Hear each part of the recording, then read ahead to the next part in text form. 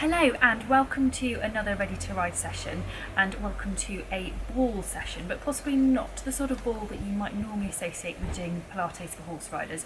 These are called over balls, over spelt O-V-A, over balls, and obviously they're much smaller, you can't sit on these sorts of balls, but these balls are fantastic for giving you an increased body position awareness when you're doing your exercises. So they just add a completely different dimension to bigger balls, but also to the other pieces of equipment. They're great for increasing your positional awareness, changing the feedback that you get from certain parts of your body whilst you're exercising, and they're also really good for doing some specific types of balance. Oh, I'm going to stop that again.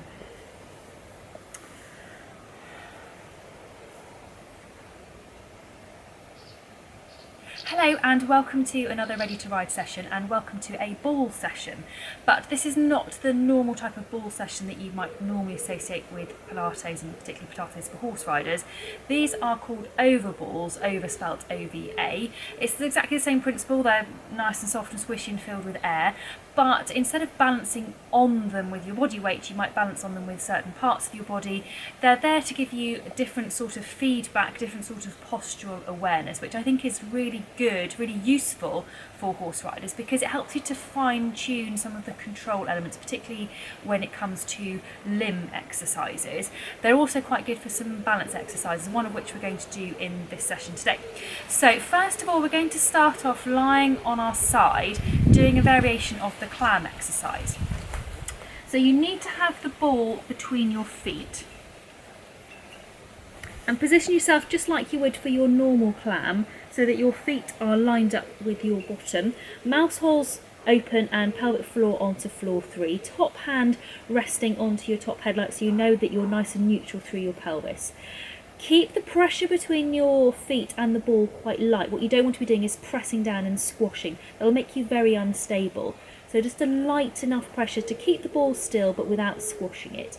Then open and close the top knee just like you would if you were doing your normal clam exercise. Still keeping the mouse hole open, pelvic floor onto floor 3 and that top headlight nice and still. So this part of your body is staying completely still, but your foot is on something really quite wobbly. So although you're working your glutes with an unstable foot. And if you think about when you're riding, obviously your foot is in a stirrup, which actually is quite mobile and your horse is moving, so potentially your foot and your leg is balanced on a moving target. So I like this exercise because it really makes you have to improve your fine control through the hip in response to the moving target, the moving supposedly stable base that is your foot.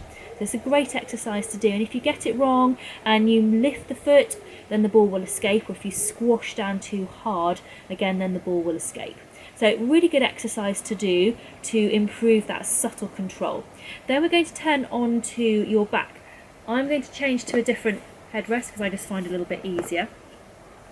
And you need to have both balls for this exercise, and you're going to pop them underneath your feet.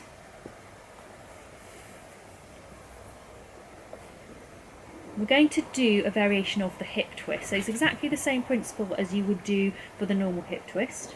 So you want to have your feet and knees lined up with your hips, so your hip width apart, knees bent. Find that neutral pelvis position. If you've got a spiky ball handy, you can pop your spiky ball on your tummy for extra feedback. If not, hands resting onto your headlights is absolutely fine, so you then get a bit of feedback about making sure that you're nice and stable across here and you're not tipping from side to side. Pelvic floor onto floor 3. Once again, a light pressure through your feet, so you're not pressing down onto the balls.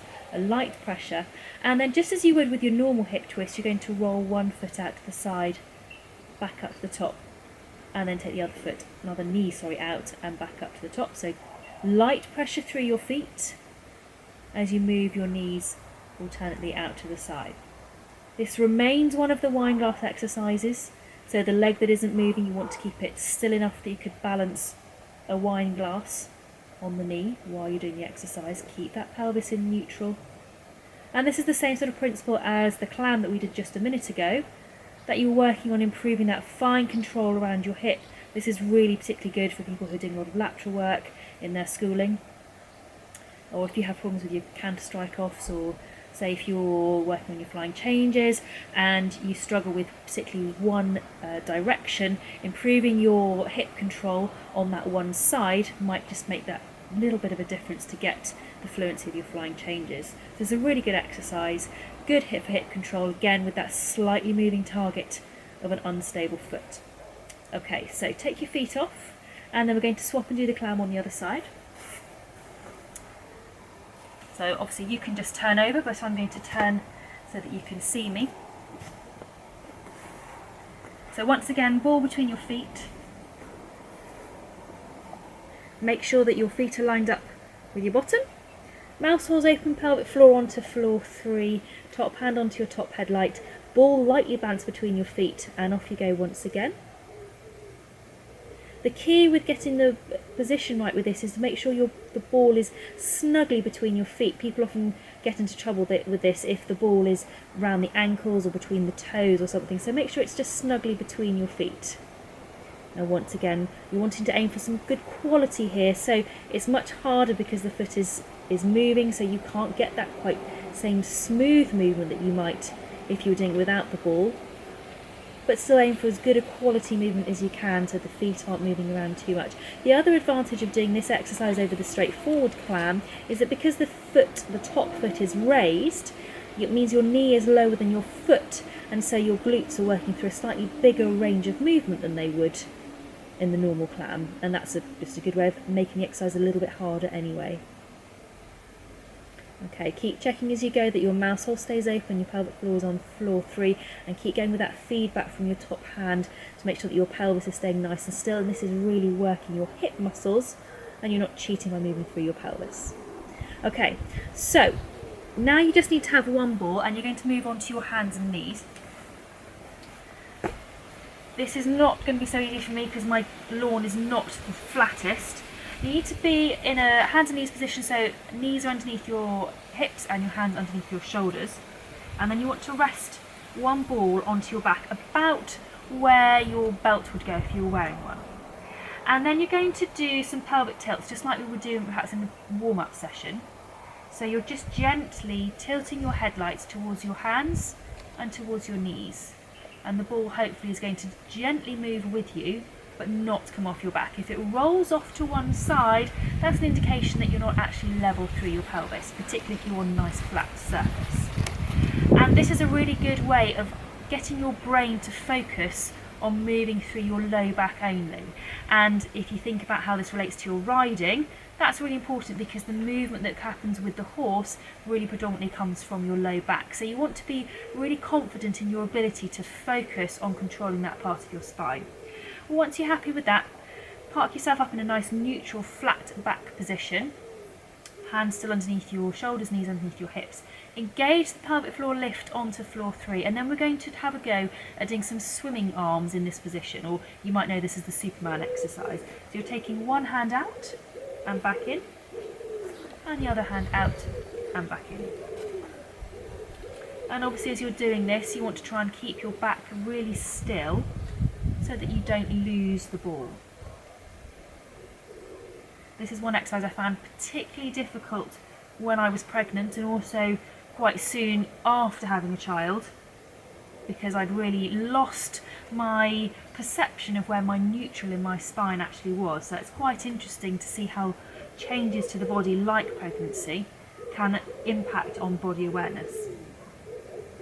Okay, once you're happy that you can do the arms, see if you can have a go with doing legs. Again, engage your pelvic floor onto floor 3 and see if you can straighten one leg out and back in, and straighten the other leg out and back in. And I always suggest with this that you build into it slowly. Don't try and go the whole way straight away. That does happen, so balls fall off, it's fine.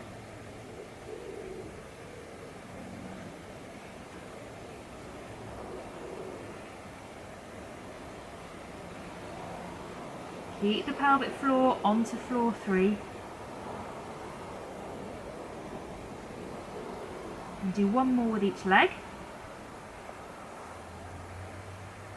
Okay, I'm going to see if I can manage the challenge now of doing one diagonal with each arm and leg set. So again, engage the pelvic floor onto floor 3.